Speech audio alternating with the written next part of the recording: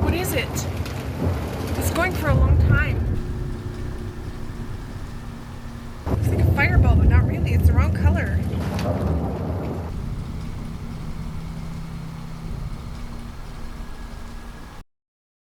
On July 3rd, 2025, something impossible happened in rural Alberta. A couple captured video evidence of a phenomenon that science still refuses to explain. But here's what's important. They captured it. On camera, clear as day. And within hours, the scientific community basically went quiet. This isn't a conspiracy theory. This is what happens when something defies every law we know about physics, and nobody wants to admit they don't understand it. For 830 years, since 1195 when a monk documented a fiery globe over London, we've been seeing ball lightning. Thousands of credible witnesses, pilots, scientists, military personnel. Yet in 2025, we still don't know what it is. I'm going to show you the data they buried, the theories they abandoned, and the question that keeps physicists awake at night. What if we've been wrong about what we think we understand about electricity itself? Stay with me. Let me start with what we know for certain. And by know, I mean documented, recorded, video evidence. In August 2023 in Bozeman, Montana, a thunderstorm rolled in. A camera captured objects on video at less than 10 meters away. The velocity, the brightness, everything matched eyewitness accounts of ball lightning. This isn't anecdotal. This is instrumental data analyzed by the Quarterly Journal of the Royal Meteorological Society, one of the most rigorous scientific institutions on Earth. But here's the problem. Nobody wants to admit. There's literally dozens of theories and nobody can prove any of them wrong. That's not how science works. In 2012, Chinese researchers at Northwest Normal University, by accident during a completely different experiment, recorded the first optical spectrum of natural ball lightning. High-speed video, 3,000 frames per second. For the first time, we had real data about what ball lightning might be made of. And then what happened? The field fractured into competing explanations that contradict each other. Let me show you the data they keep quiet about. The silicon theory. No scientists converge on this.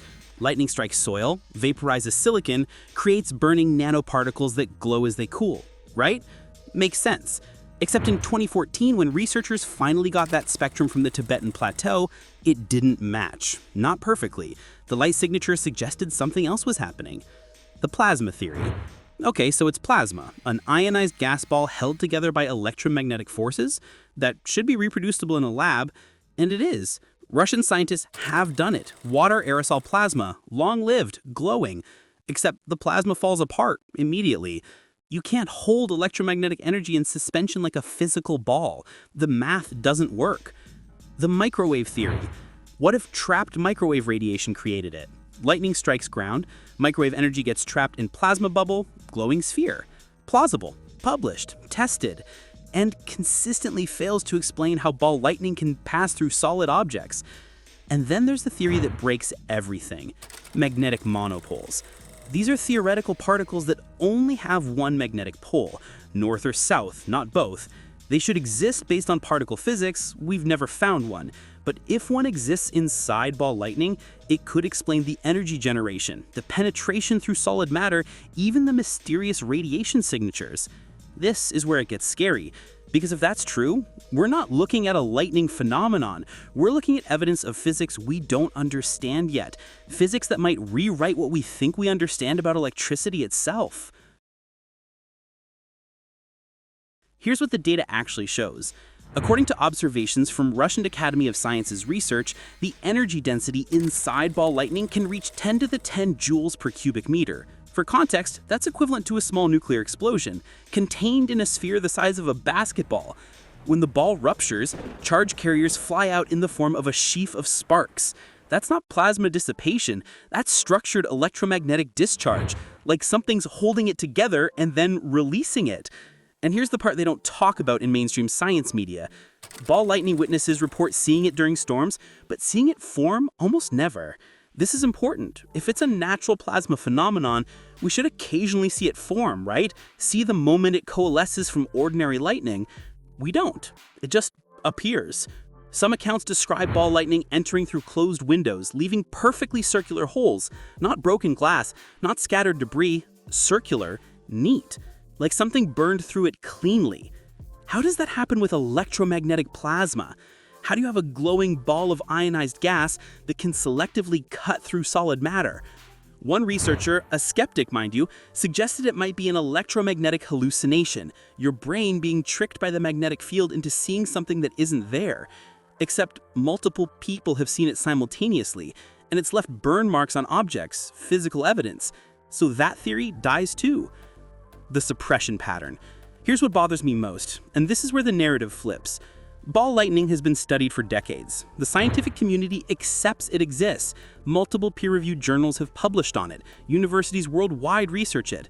But funding, coordinated research programs, international databases to track observations systematically? Nothing. There's literally a German physicist named Carl Stephan who's been investigating ball lightning for decades as a single researcher. One person, decades of work, no institutional support. Why? Why does a phenomenon that appears in our atmosphere, that we've documented for 830 years, that could potentially kill people, why does it get basically ignored by mainstream atmospheric science? One researcher said it plainly. Weird popular press stories and a lack of economic, except some military interest, did not encourage scientific community nor weather services to deal with this unsolved problem. Translation, it's not profitable, it's not militarized, so we don't fund it. Except some military interest.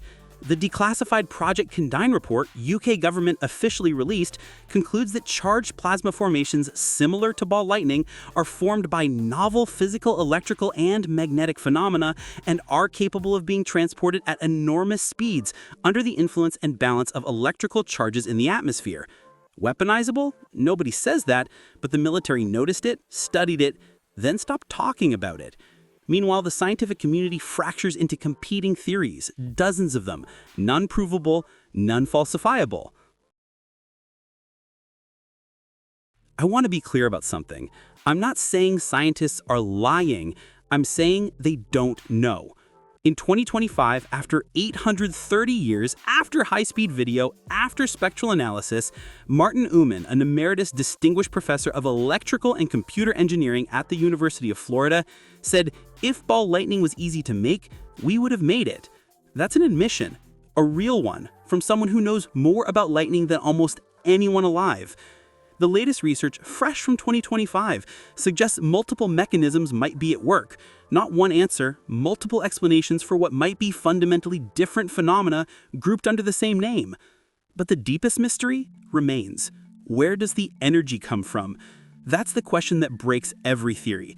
A glowing sphere that lasts 1 to 10 seconds, sometimes longer, radiating light, heat, sometimes electromagnetic radiation so intense that it registers on instruments.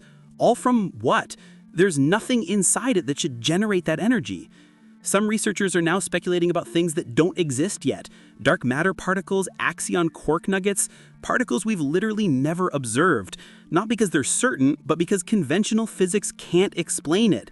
And that's terrifying, in the best possible way. Because if ball lightning defies conventional physics, it means we're missing something fundamental about how our universe works.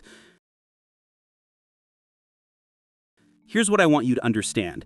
Thousands of credible people have seen this. Scientists, pilots, military personnel, engineers, people trained to observe and document what they see. We have video evidence, spectral data, even the recorded moment one appeared near Edmonton, Alberta just months ago. And the scientific community's response has been, that's interesting, here's 15 competing theories. Good luck figuring it out. Meanwhile, governments quietly researched it. Military interest exists, but civilian science? Fragmented, underfunded, contradictory. I'm telling you this not to scare you, but to show you something important. There are still mysteries in our world, phenomena that defy explanation, gaps in our understanding so large that we resort to theoretical particles we've never found to explain what we see in our own sky. And instead of pouring resources into solving it, we basically shrug and move on. The next time you see a thunderstorm, look carefully. Because if you're one of the 3 to 5% of people who see ball lightning in their lifetime, you'll be witnessing something science can't explain. And that knowledge, that experience, that makes you part of an 830-year-old mystery that the world's brightest minds haven't solved yet. Nobody knows what ball lightning is, and nobody wants to admit how much that bothers them.